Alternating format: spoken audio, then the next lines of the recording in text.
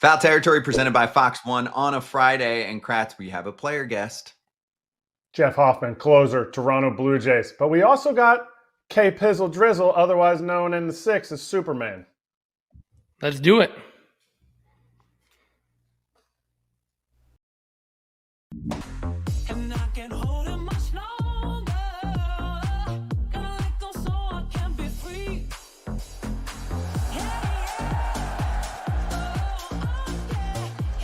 What a postseason. What a postseason. Happy Friday, everyone. We know two teams. We still have two teams to figure out for championship series spots. Braun, Kratz, KP.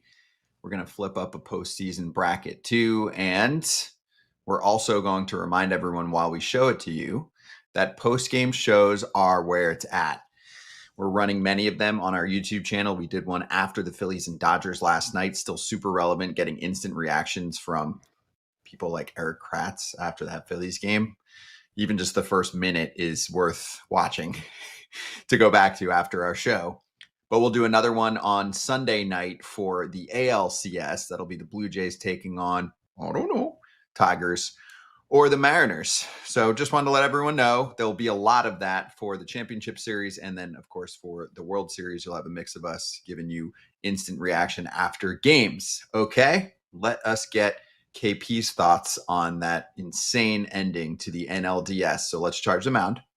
Charging the mound. KP, we did 35 minutes on what happened between the Phillies and the Dodgers. Your instant reaction when you saw what happened to Ryan Kerkering on the mound that led to the Dodgers walking off the Phillies and moving on to the NLCS. My short answer is sadness. I feel for the player. I mean, you just, especially in a place like Philly that can be a little bit tough on an individual player, you hate to see two really good teams. You hate to see that game end that way because they put the right guy in the position to get the out. You know, the game just sped up on him a little bit. You know, he did everything he was supposed to do. He bobbled the ball. He panicked a little bit. His internal clock sped up a little bit. I mean, the right place to go to first base. You know, after rewatching it, he would have had to make a good play to first base, but at least it would have been the correct play. All right, let's show some more info here. First of all, and this one's going to go right back to KP. The Dodgers are the second team in history in the postseason to clinch a playoff series on a walk-off error. There was one other time period. 9 years ago today, Rougned Odor's errant throw to first on an attempted double play allowed Josh Donaldson to score, and the Toronto Blue Jays swept the Texas Rangers in the ALDS. OptaStats hooking us up with that one. KP, you were there. What happened? Yeah, I was there for it. I mean, obviously a much different situation. I mean, first and foremost, we were up 2-0. So it didn't feel like an elimination game for us, you know, like it was just a different, we were cruising in the series. But also the double play element of it, you know, typically when you throw a ball away on a double play, it's not deemed an error. The only difference is Josh Donaldson was at second base going to third when he saw the missed throw. He ran home. You know, I remember it like yesterday, the head first slide, coming out of the dugout, being super, super excited that we just went on and we were going to our second straight ALCS. One of our teammates says he has nightmares about that exact scenario that played out for Kerkering in Game 4. Trevor May said that play is my nightmare. Kratz, you got one sleep on it. Any aftermath thoughts here? My nightmare is I have different color socks on and I don't make it out to the game in time, but that's a different nightmare. I have no other thoughts on it. I even went back to the play that I thought of that I made in the regular season or the play that I didn't make that cost us a game. And like, there's still residual, maybe sometime I'll tell the story, but there's still residual thoughts about it.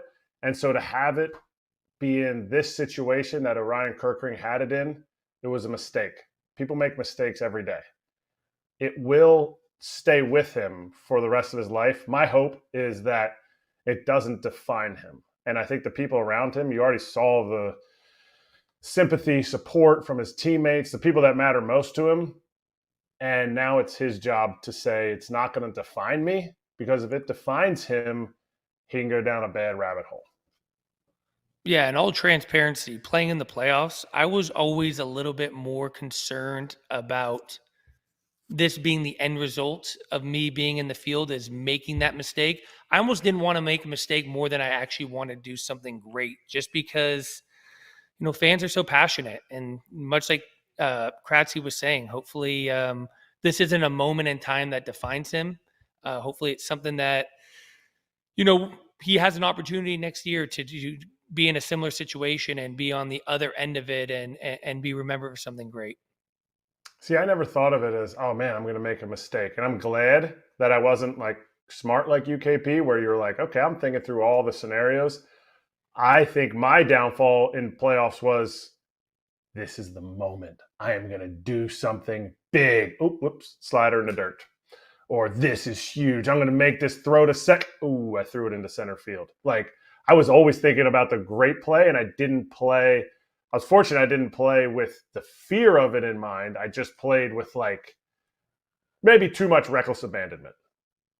No, I think that's a great way to play, though. I mean, the moment gets big in the playoffs, and the people that are able to just kind of either slow the game down or almost treat it like a regular season game, I don't think there's a wrong answer. I just, as I was in the playoffs a little bit longer, I didn't have that kind of thought, but I remember my initial postseason experience. I would be out in center field, and I still wanted the ball to be hit to me, but there was just this extra layer of focus, and I was like, don't be the reason this team loses the game. So one other component here, the Dodgers tied the game thanks to, or at least partially thanks to Alex Call, right? He walked. And Kratz pointed out how it was a missed call. And there are many. Every single game has missed calls. This one seemed unique to me, Kratz, in that the umpire actually apologized to Christopher Sanchez. Is that normal? So here's the tweet from Lachlan March.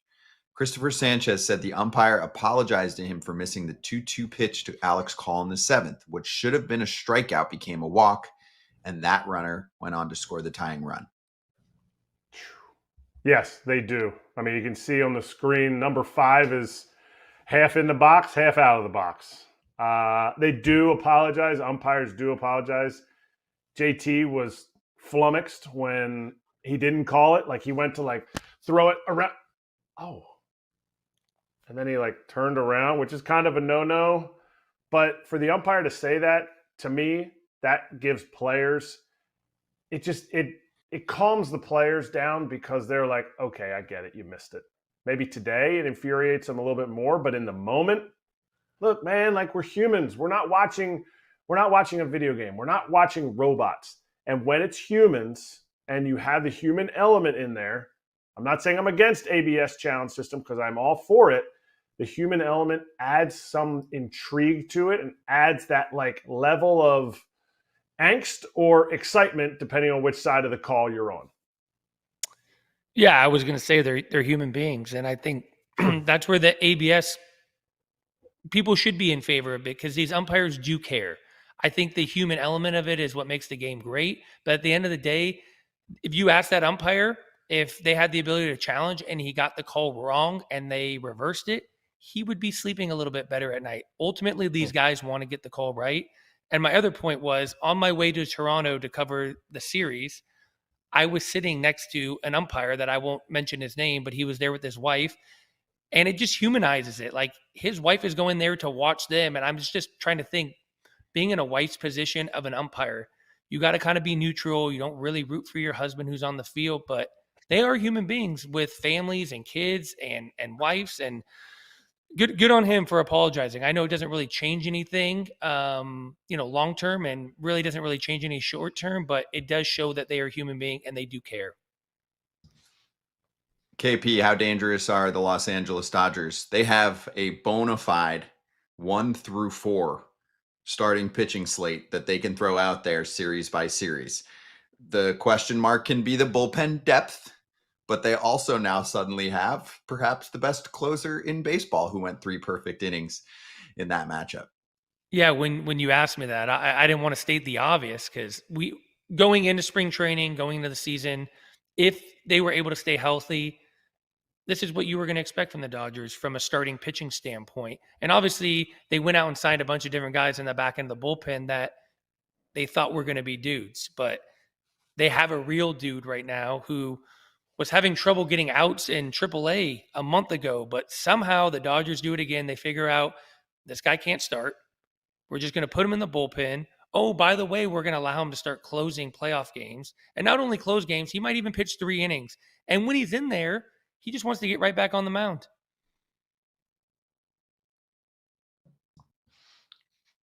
Kratz favorite? Oh my gosh, 100% favorite. Yeah, they got through the toughest opponent, in my opinion, from what I saw during the regular season. They're going to have to find a way to beat the Brewers or the Cubs differently than they had to find a way to beat the Phillies.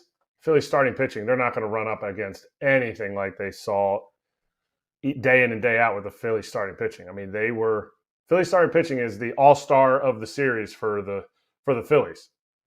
But they're going to have to be able to beat the Brewers a different way than they are the Cubs. And, I think the National League wins it. I think that's a slam dunk. But you know what? This team is firing on all cylinders and playing their best in October, what they were built for. Actually, KP, the scariest part for opponents? A top, 3 hitter, maybe 5 on the planet had a brutal series. That's bad. That's really bad. Law of averages. It doesn't look like anything's particularly wrong. And Shohei Ohtani is not going to go 1 for 18 with 9 strikeouts in another postseason for the rest of his life.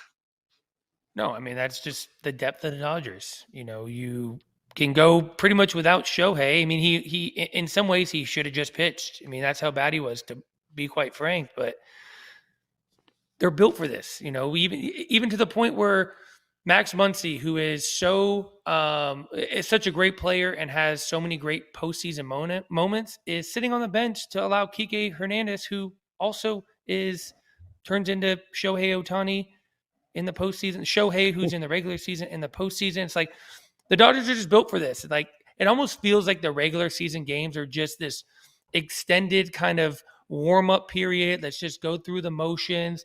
Let's check all the boxes. Let's make sure the body's feeling well. Let's get some of the injuries out of the way. And then when October rolls around, they're at their best. Let's not be too recency biased, though. We were talking at this time last year, like, can the Dodgers get over the hump? Because this time last year, everyone's like, there's a faction of people who are like, 2020 season didn't count. I played in it. It definitely counted.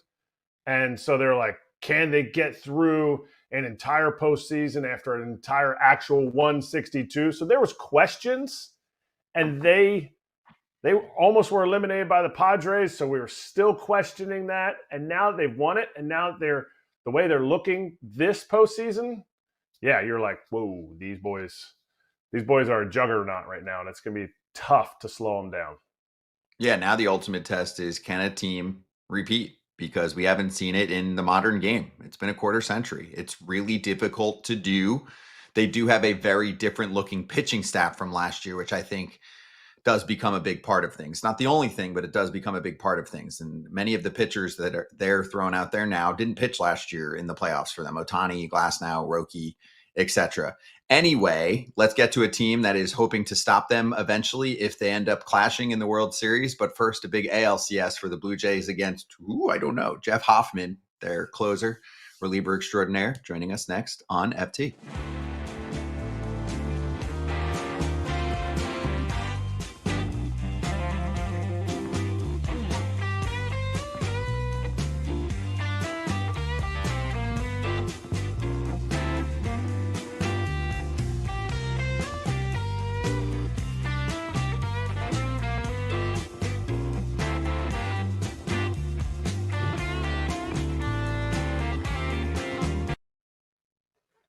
Okay, here we are, and we do have some. Are we able to run the sound here from Orion Kerkering? Yes? Okay, cool. Let's run that right now, and then we can react for a minute.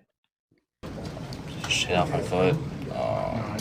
Just kind of, once that pressure got to me, I just thought it was a faster throw of the JT, a little quicker throw than trying to cross body of the Bryce. So just poor shit throw. The wall with a tennis ball for sure. But yeah, just kind of keep going with it.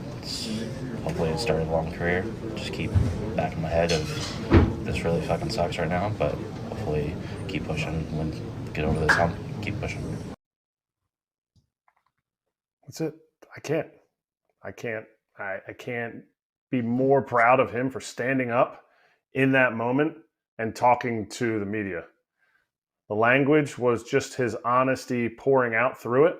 And I just can't, I can't stand up enough for him and applaud. Like, what he said was just what he felt. And I'm proud of him for that. Well, Yeah, like, I dude, in the game. I get goosebumps thinking about it because when you're at the top, when you make it to the major leagues and everything is going well, it's the best thing in the world. But there is a flip side of that, especially in the playoffs. The entire world was watching. It was the only game on. So to be able to get in front of the media, stand there like a professional, answer the tough questions that you don't really want to have to answer, and then the last part is just to be honest and real. And like Kratz said, the language he used and how he said it and the emotion and holding back the tears is, only going to allow him to have more fans in this world. I know it sucks right now, but it's much appreciated from someone who's, been at the top of the mountaintop, who's played in the major leagues and has had some bad moments and had to stand in front of the camera and be honest and kind of be vulnerable. And I think that's what people don't understand is baseball players and athletes are still human beings and they're vulnerable. And he did a great job with it. And when you hear someone be accountable and answer questions like that and be real, I think that you get a deeper connection with a fan base, right? Yep. The humanization factor.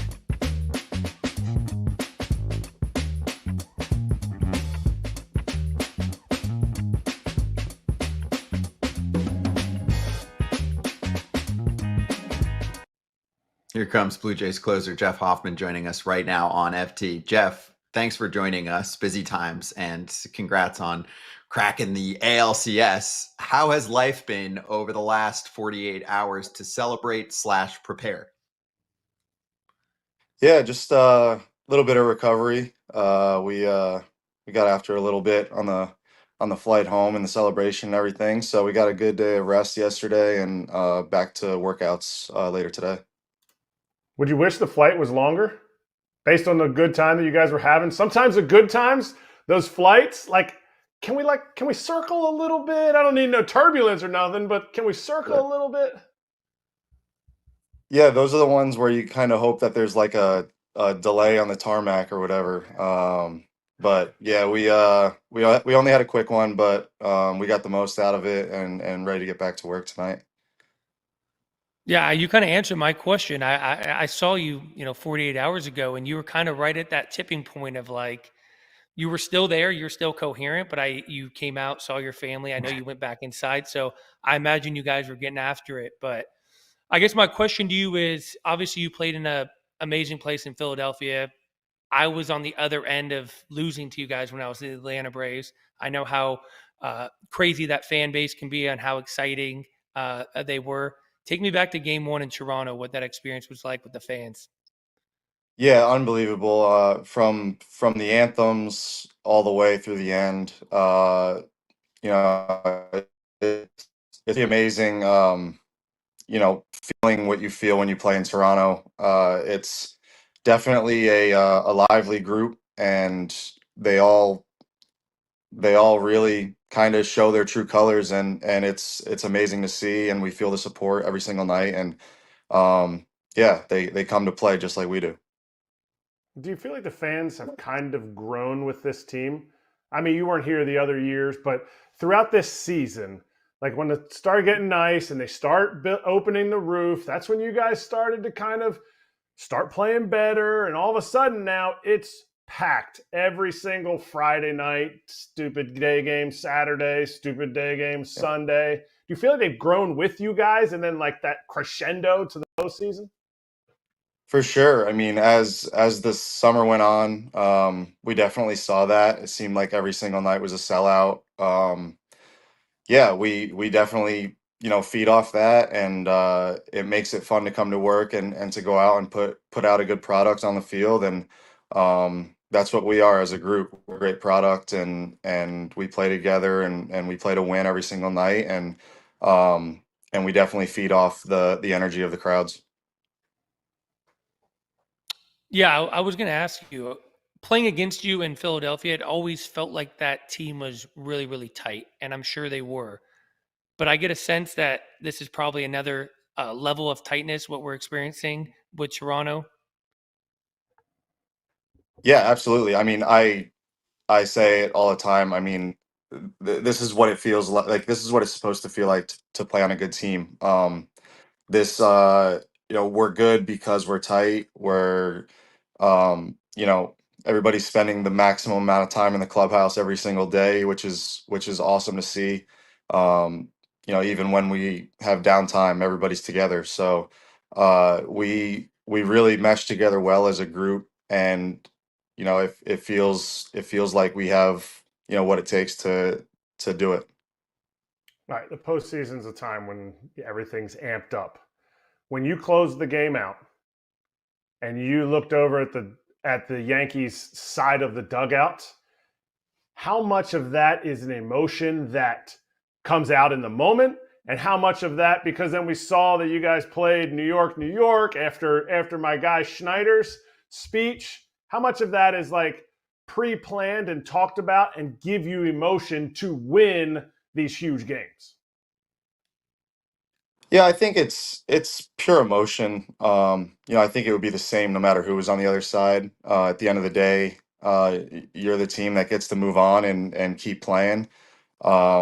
And that means everything to us. So yeah, I mean, all the New York stuff, that's all great, but at the end of the day, I was just us kind of letting loose and enjoying the moment, and after that night, we kind of set our sights forward to the next. All right, you got the last out of that game, and I have to remember back to like catching the last out or like meeting my pitcher part way, and I watched Kirk come out to you, and you guys pounded whatever you guys did. If there's a moment when looking ahead, when you close out the next series, do you feel like you could catch him if he jumps into your arms, or do you want to jump into his arms and make him catch you? Nah, I want him doing the jumping. I got him. I got him. We're really looking forward to that, and I hope there's the opportunity to do that, and yeah, I'll have to make sure I'm good and primed up for that one. Yeah, I want to just kind of go back in time. Obviously, drafted by the Toronto Blue Jays, a couple of different stops. Kind of just take me through this kind of full circle moment that you've had to be drafted by the Blue Jays in the first round, be traded, go on a couple other places throughout your career, now coming back home to Toronto and now closing out games to allow your team to advance to the next round. Yeah, it's an amazing full circle when you think about it. Everything obviously happens for a reason, and everything's going to be hopefully good at the end of the day. But yeah, going through that time, I mean, obviously at that time the Blue Jays were good, and I was really excited to be a part of the organization at that time, and um, to see them go on and make some noise in the playoffs that year was tough. But I look back on that time as that was my development as a player, and I went and learned a lot of things trying to pitch at high altitude, and then moving on and trying to pitch in a small ballpark in Cincinnati, and making my way to Philly and all that good stuff. So none of that would have happened if I didn't get traded out of here in the first place. And I'm really excited that we get this opportunity to bring something special back to the city of Toronto and back to Canada. And yeah, we have a bunch of guys in the clubhouse that are really excited to do that too. So we come to play every night with that in mind, and we feel like we got a really good shot. Later on, we're going to ask you about picking up teammates, obviously with the Kerkering thing, but I want to first ask you about picking up your teammate, Louis Varland. The home run that he gave up as pitchers, as bullpen guys who have elite, ridiculous stuff. You've seen this guy the entire year. He's in your division. And for him to do that, Mhm. what is y'all's reaction in the moment, in the bullpen? Like, whoa, how did he keep that fair? Or like afterwards when you guys were all talking? And does that change how you guys throw to a guy like that? Well, I mean, I think everybody who has eyes saw that that was, not a bad pitch. I think the underlying information that you get if you watch the whole series is we've kind of been doing that to him the entire series, pounding him in, and obviously we knew we had the sliders if we needed to get to that point, and I mean, when you throw so many of the same location, same pitch to a guy like that, he is gonna make the adjustment.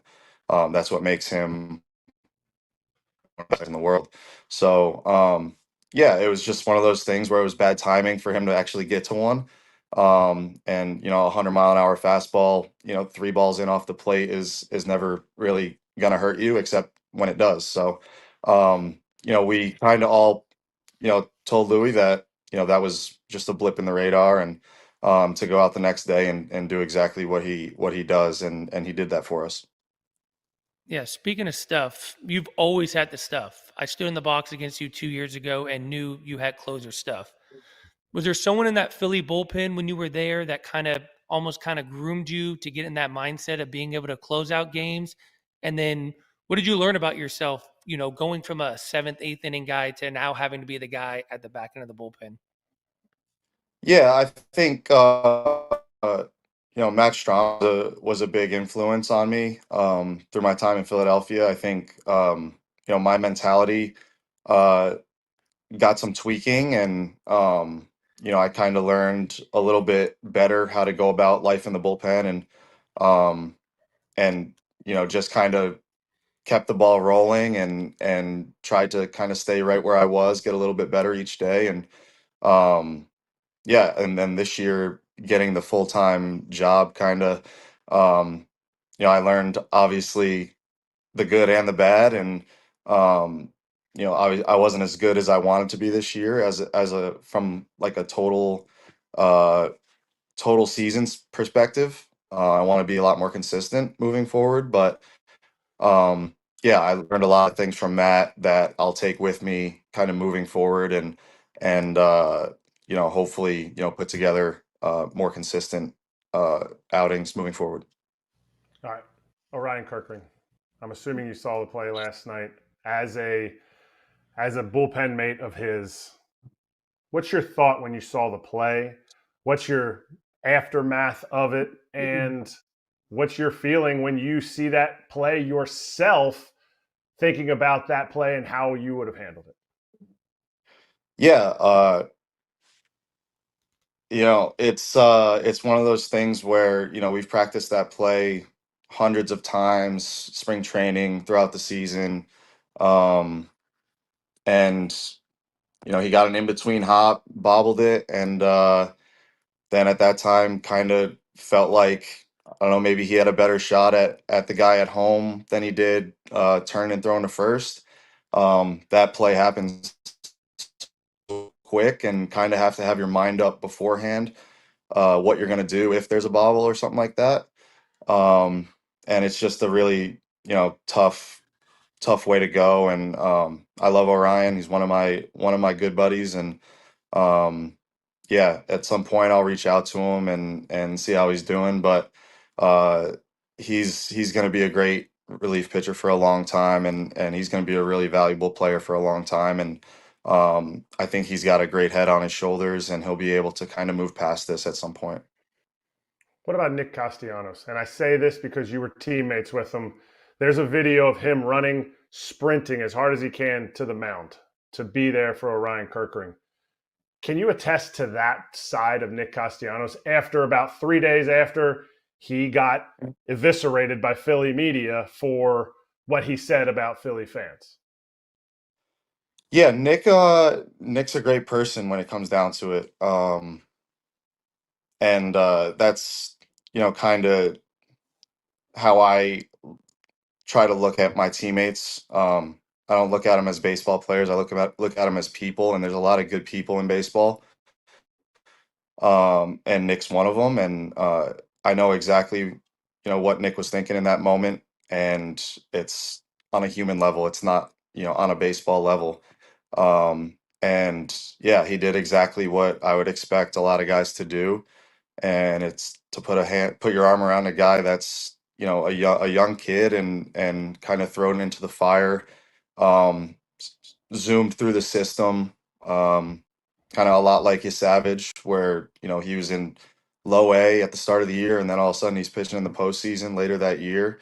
Um, Obviously Orion's a year or two past that point now, but yeah, it's Nick being a leader, being a veteran guy, and a guy that you want in your corner. Hey, I want to ask about a current teammate in Vladdy Jr. So, what did you witness from him in this last series, aside from the great performance? The tears on the field afterward. There's always the big storyline with, how he's got something extra against the Yankees. Did you see that? Did you feel that? Did you hear that? Vladdy shows up to play every single night the same way, no matter who's on the other side. Now I don't know exactly the history about him and the Yankees, but I know that he does. He likes to play well against good teams and in big spots. Um, and that's kind of why he is who he is. He's the face of our franchise, and know it's absolutely amazing to see guys like that step up in big moments, and to kind of carry the team a little bit. Obviously, I know our offense is outrageous right now, but Vladdy is such a huge part of that, right in the middle of it. And yeah, once again, great person, extremely hard worker, and he loves to win. He wants to win, and we all feel that, and we try to follow suit. Aren't you glad that you're wearing blue and not orange? Sometimes aren't you glad that you didn't pass your physical? Yeah, a little bit. I'd be on the couch right now. You'd be golfing, you'd be on the couch. And isn't Yeah. that something that it makes it a little bit sweeter? Not vindicated, not that you're playing. You told us in spring training, you're like, you know what? There's a little bit more. And I can see that maybe pushing you. Am I right or wrong? Um, I wanted to play well against them, maybe a little bit more. Uh, but at the end of the day, I'm happy without obviously how everything turned out.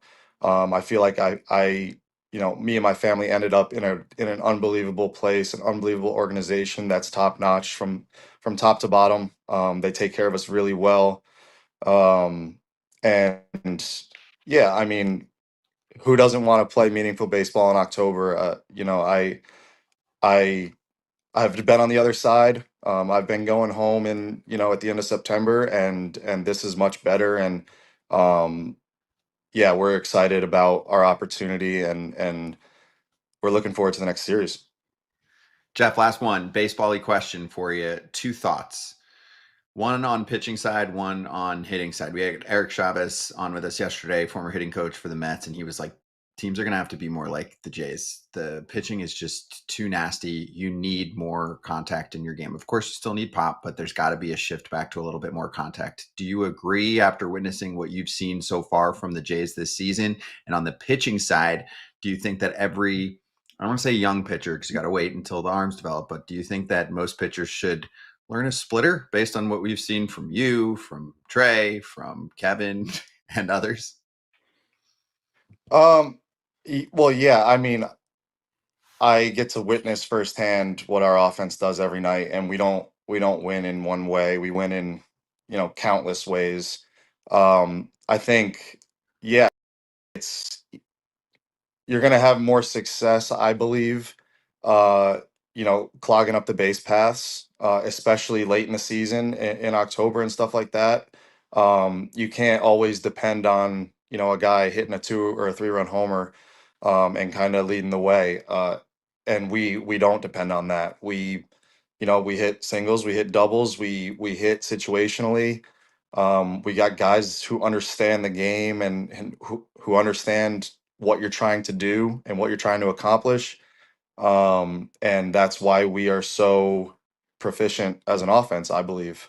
So yeah, I mean, we matched up with Milwaukee mid-season, and it literally looked like we were looking in a mirror, and I was like, yeah, that's like those are the hardest teams to beat, because they just keep coming at you, and 2 out RBIs, and 0-2 to 0-2 to 3-2 walk them and clogging up the bases, and just kind of making stuff happen.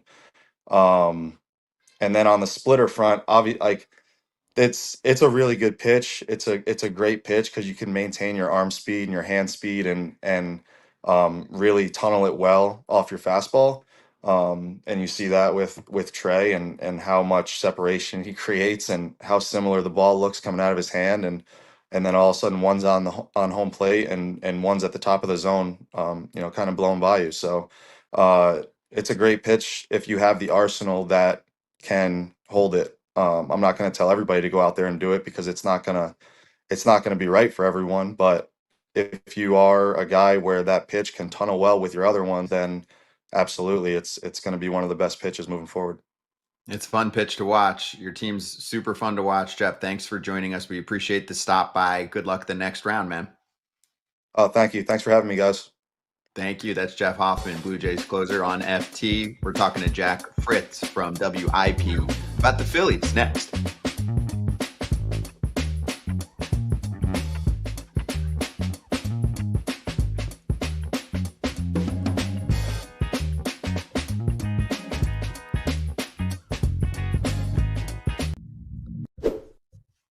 FT is presented by Fox One, and we're getting ready to talk about the Phillies coming up in a moment. But on the American League side, you've been watching these games on Fox One if you're in the US, and you have the opportunity to keep doing that by getting yourself a little 7-day free trial at fox1.com. So the QR code is on the screen if you want to check that out and get yourself the free 7-day trial so you can see what it has to offer. It's not just the playoffs, it's also football, college football, pregame shows, sitcoms, the whole deal. So check it out. There's something for everyone. It's brand new, and they've been sponsoring us here during the postseason. Also, specifically, AJ's game tonight can be accessed via Fox One. AJ will be on the call with Adam Wainwright and Adam Amin. And you've got the Mariners matching up with the Tigers, Brady on Sundays, among many other things. All right. I'm trying to see if I can get to a question here real quick while we have a moment. We're going to talk Phillies, first of all, coming up. So I'm pretty excited about that.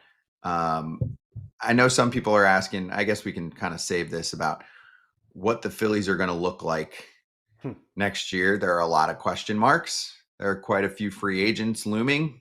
And in general, if you haven't had a good result in the postseason for the last couple of years, even if you feel like you've got the right team, kind of forced Kratz to do something different. We started touching on this last night. Do you disagree? We'll see. Are you forced, really? Like, are you forced to change your team for the regular season if you don't come up with timely hitting in the postseason? Like, yes. Okay, so how are you going to identify that? Oh, this guy right here? Like, if they had Kyle Tucker, if they had gotten him in the offseason, like they almost did, do their fortunes change? Maybe. No, I mean, also, you can't go get Bregman, Altuve. You can't go get Giancarlo Stanton. You can't just make your whole team full of guys who have had success in the postseason. It's not just about that. I'm just saying the complexion of the roster right now hasn't produced good results in the postseason. So, but you have to have an answer to it. You can't just say, "Oh,